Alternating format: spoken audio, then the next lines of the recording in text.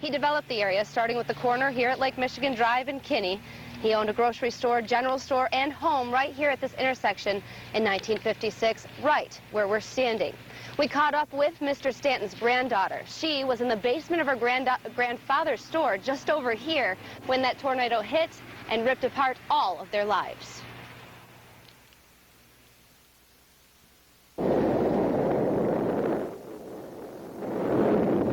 It sounded like several diesel train engines. Ever noticed how survivors like Pat Spangenberg never seem to forget the sound? And remembering hearing the ripping of the nails as the tornado pulled the building above us off. But from her story, one sound is alarmingly missing. Do you remember hearing a siren at all that day? No, I don't remember any siren. Pat was 7, heard no siren, but a different type of warning that day. Frank Slaymaker, the weatherman at that time, came on and told us there was a tornado, and my parents looked out the window and saw the funnel cloud coming at us. With no basement in the house, the family and a few friends seek shelter at the family store. We just barely got down to the bottom of the basement steps and the tornado hit. And over here is where nothing is left is my grandfather's store that we were in, the basement. So you were in here? Yeah. Pat and 20 others emerged from the rubble, alive and in shock. Oh my goodness, we just lost our whole life. Now, there were sirens in Grand Rapids back then, so why weren't they sounded? This would represent a large majority of the sirens that were put in starting probably in the late 50s through the 70s. This is called a Thunderbolt. They used them mostly, I believe, for civil defense at that time. I don't believe anybody was using them for weather. Soon after the 56 tornado, the warning system in West Michigan expanded to include all types of evil in the atmosphere. That's where Jeff DePilka and West Shore Services come in. Since 1979, they've installed 650 outdoor warning sirens in the state of Michigan. So if you're in Standale today, you'd hear something before? Yes, you would. Before an F5 rolled through? You would, yes. If you were in Standale today, there's several sirens that cover that part of their town, of their community. But that is not the case for every West Michigan community. The working number of sirens in each county varies greatly. Some emergency managers argue that sirens are confusing, limited, and not cost-effective. They say cell phones, pagers, and cable weather crawls are the warning of the future. Well, you'll find that there are a few emergency managers that feel that way. I think that basically, though, most folks wake up later on and go, you know what? People don't always have their warning devices with them. If you're swimming, you don't have your cell phone. If you're doing something that's noisy, you can't hear a phone ring. Community wiped out. Fast growing. But for those like Pat Spangenberg, who have lived through a storm like the monster of 56, the value of any warning, any sound other than that of terror, will likely never be taken for granted. Get pretty nervous when there's weather warnings out. When it goes off, you got to pay attention to it because it's going off for a reason. For more warning siren information as it pertains to your area, we invite you to go to our website at woodtv.com. There you'll find our homepage. Look for the icon tracking the storm 50 years later. Click on that and then choose warning sirens. You'll find maps and locations for sirens county by county. All of that information provided by many of the emergency managers around the area. Thanks to them. And back to you, Craig. Well, thank you very much, Ginger. And we want to remind viewers there are other ways to get severe weather warnings. Storm Team 8 offers WeatherWarn, a free service that sends an alert to your home computer, pager, or cell phone. Again, it's on our website at woodtv.com. Look for the WeatherWarn icon. Well, tracking the storm 50 years later continues as we fly with Chopper 8 and a man who witnessed the destruction from the air. What would happen if the same kind of storm hit West Michigan today?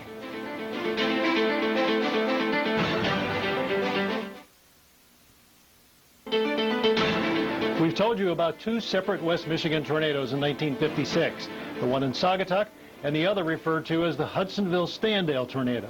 But did you know there were a total of 4 tornadoes that roared through Michigan on April 3rd, 1956?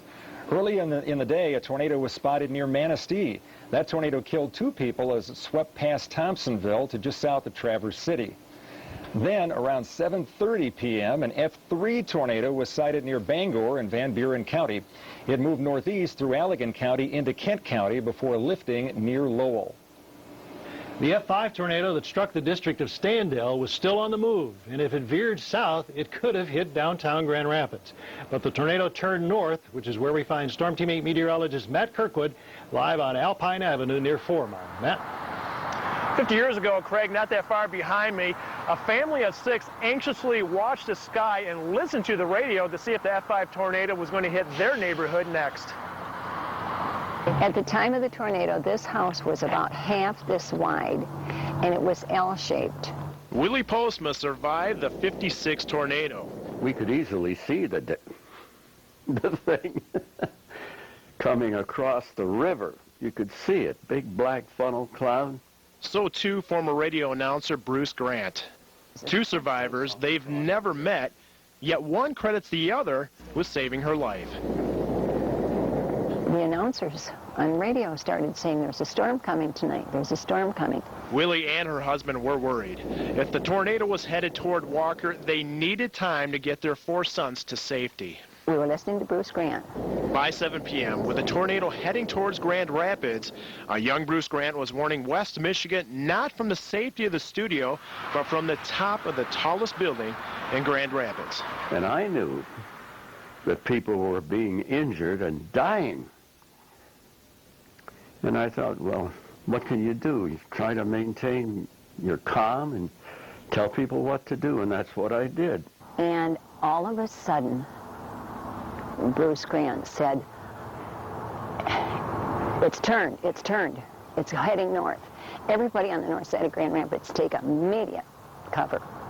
Willie and her family did just that. Minutes after Bruce's warning, huddled in the corner of their basement, the tornado struck. And it was just a terrible, terrible noise, just a roar.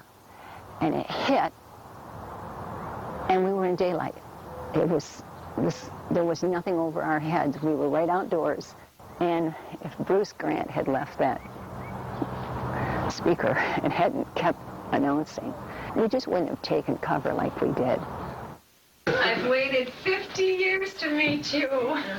Well, I'm glad you're still here. Well, I'm glad you're still here. 50 years later, Storm Team 8 brought the 2 survivors together, one thanking the other for a job well done. I can't begin to tell you how much this means to me. Well, I'm glad. It's been a long time. We've wanted for years to tell you thank you. You saved our lives that day.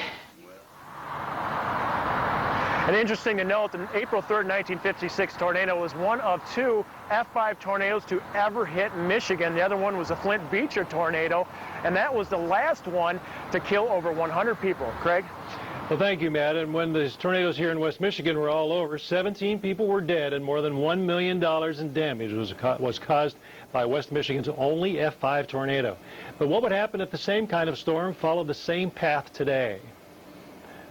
Homes destroyed and cars and everything laying around, and oh yeah, extensive trees down, and it was a real sharp path. Of course, we didn't have all these homes here then, so. Now, Bill Chasson worked for the National Weather Service, and 50 years ago flew the path of the tornado from Hudsonville to Standale. Storm Team 8 did some digging and came up with some numbers representing populations then and now. In 1956, there were just over 8,000 people living in the Hudsonville and Georgetown areas. No surprise, the number of people living in the same area has grown throughout the years. Estimations today are over 52,000 people. When we return, what every home should have in case of emergency weather or otherwise, as Tracking the Storm 50 years later continues.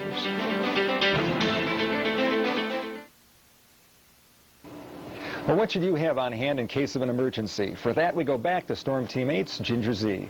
Well, there are a couple of things you need and things that are intuitive, but people just don't have in their homes. You don't think it'll happen. Well, it could. You want to have food that makes sense, of course. You've got the anything that canned or non-perishable, stuff that would make a meal. I looked around at my house, it's kind of embarrassing. I really wouldn't be nourished by much of this, so have a better meal. Also, know a weather radio, extremely important, a battery-operated radio, along with, of course, extra batteries, because you want it to work throughout the emergency, and of course, plenty of that bottled water. All of those are very important things, along with a plan for you and your family or your place of business, maybe even the random places like the gym. Just know where to go and know what will happen in the time of emergency.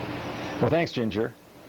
And the city of Hudsonville and the National Weather Service are working to promote severe weather safety by commemorating the 1956 tornado. On April 3rd, this plaque listing the 17 people who died 50 years ago will be dedicated. The event starts at 5:30 at the Hudsonville High School. All survivors and their immediate family are invited to attend. Now, for more information on the commemoration, along with more information on the 56 tornado, please visit our website at woodtv.com. And thank you very much for joining us this evening.